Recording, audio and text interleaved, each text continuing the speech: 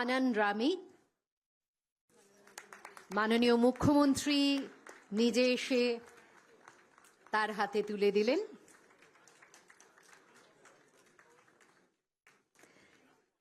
বেশ, এছাড়াও আছে রাশি চৌবে। আসলে আরো অনেকে আছেন, আমরা ঠিক যেভাবে ডাকছি সবাই হয়তো আগে পিছে বসার কারণে একটু অন্যভাবে আসছে, সেজন্য নামগুলি আমরা বলে যাচ্ছি। তিনি নিচে গিয়ে আপনাদের সঙ্গে করমর্দন করবেন। খুশি? হ্যাঁ,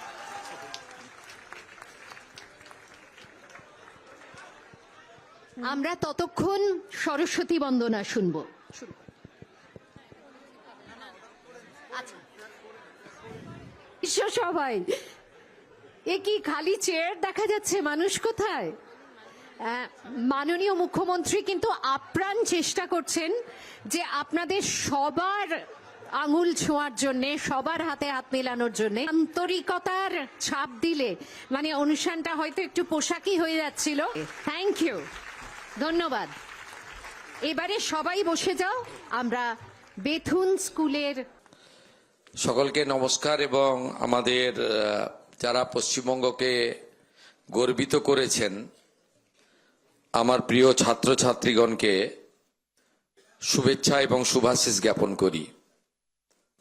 দেখুন, আমাদের এই নবনির্বাচিত, নবগঠিত, নবদায়িত্বপ্রাপ্ত সরকারের আজকে কার্যত একটি প্রথম কর্মসূচি, প্রকাশ্য কর্মসূচি, যে কর্মসূচিটাতে আমরা আমাদের এই মহান পশ্চিমবঙ্গের এই 2026 শিক্ষাবর্ষে সদ্য প্রকাশিত বিভিন্ন বোর্ডের যে আমাদের ফলাফল, তাতে যারা রাজ্যের এবং শিক্ষাঙ্গনের মুখ উজ্জ্বল করেছেন তাদেরকে শুভেচ্ছা দেওয়ার মধ্য দিয়ে আমরা এই কর্মসূচি সূচনা করতে পেরে অত্যন্ত প্রীত, আনন্দিত এবং গর্বিত। আমি ধন্যবাদ জানাবো আয়োজক দপ্তর, আমাদের স্কুল এডুকেশন ডিপার্টমেন্টের যারা এর সমগ্র ব্যবস্থাপনা করেছেন তাদেরকে প্রথমে ধন্যবাদ জানাবো। আমাদের মঞ্চে উপবিষ্ট আছেন, আপনারা তার বক্তব্য শুনেছেন, অতি সংক্ষেপে তিনি খুব একটি উচ্চমানের বক্তব্য তিনি রেখেছেন। তিনি এই রাজ্যের একজন অত্যন্ত দায়িত্বশীল একজন ব্যক্তিত্ব, বাঙালি সংস্কৃতির যিনি এগিয়ে নিয়ে যাওয়ার একজন পুরোধা, রাজ্যসভার মাননীয় সাংসদ আমার অগ্রজ শ্রমিক ভট্টাচার্য মহোদয়, যিনি তার বক্তৃতার মধ্য দিয়ে আমাদের আগামী প্রজন্মের যারা নেতৃত্ব দেবেন সমাজের, তাদেরকে উৎসাহিত করেছেন এবং ভারতের অতীত, বাংলার ঐতিহ্যের অনেকগুলি কথা ধরে ধরেছেন। তাকে বিশেষভাবে আমি কৃতজ্ঞতা জানাই। আমাদের অনেক অধ্যাপক শিক্ষক বিধায়কবৃন্দ এসেছেন, আমার কলিগ, তাদেরকে আমি ধন্যবাদ জানাচ্ছি। আমাদের উপস্থিত আছেন আমাদের সিনিয়র আইএএস, মুখ্যমন্ত্রীর অন্যতম পরামর্শদাতা সুব্রত গুপ্ত মহোদয়। এর বাইরেও মাননীয় Binod Kumar, additional chief secretary school education এবং হায়ার এডুকেশন ডিপার্টমেন্ট, মাননীয় Anup Agarwal, ACS technical education, মাননীয় পিবি সেলিম, প্রিন্সিপাল সেক্রেটারি আমাদের মাদ্রাসা এডুকেশন ডিপার্টমেন্ট, এবং অন্যান্য অনেক আধিকারিকরা রয়েছেন, তাদেরকেও ধন্যবাদ।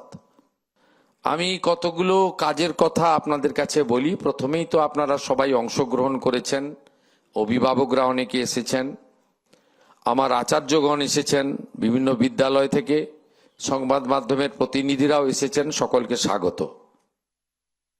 আমি আপনাদের কাছে যেটা বলতে চাই, আপনারা জানেন যে শিক্ষা আমাদের মৌলিক অধিকার ভারতবর্ষের সংবিধান দিয়ে গিয়েছিলেন, কিন্তু ক্রমান্বয়ে যে সরকারি শিক্ষা ব্যবস্থার উপরে রাজ্যে 90% জনগণ নির্ভর করে, সেই শিক্ষা ব্যবস্থা কার্যত অসম প্রতিযোগিতায় বেসরকারি শিক্ষা ব্যবস্থার থেকে অনেকটা পিছিয়ে যাচ্ছে। আমি বেসরকারি শিক্ষা ব্যবস্থাকে উৎসাহিত যেমন করব, সাথে সাথে সরকারি শিক্ষা ব্যবস্থার যে ঐতিহ্য, যে গুণগত মান, যে পরিকাঠামোগত উন্নয়ন প্রয়োজন বা অন্যান্য রাজ্যে সেটা চলছে, সে বিষয়ে আমাদের কিন্তু সবচেয়ে বেশি দৃষ্টিভঙ্গি থাকবে। আমরা প্রথমে এসেই জাতীয় শিক্ষা নীতি আমাদের ভারত সরকারের মাননীয় প্রধানমন্ত্রী নরেন্দ্র মোদীজির নেতৃত্বে আমরা তাতে এই রাজ্য যুক্ত হওয়ার সিদ্ধান্ত নিয়েছি।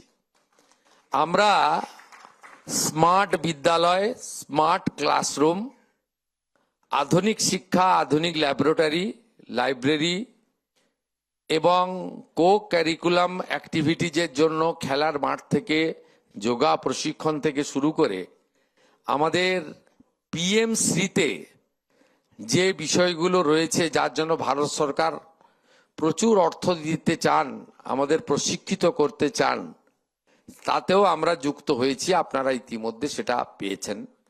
তার কার্যকরী ফলাফলও কিছুদিনের মধ্যে আপনারা দেখতে পাবেন। Subscribe to One India and never miss an update. Download the One India app now.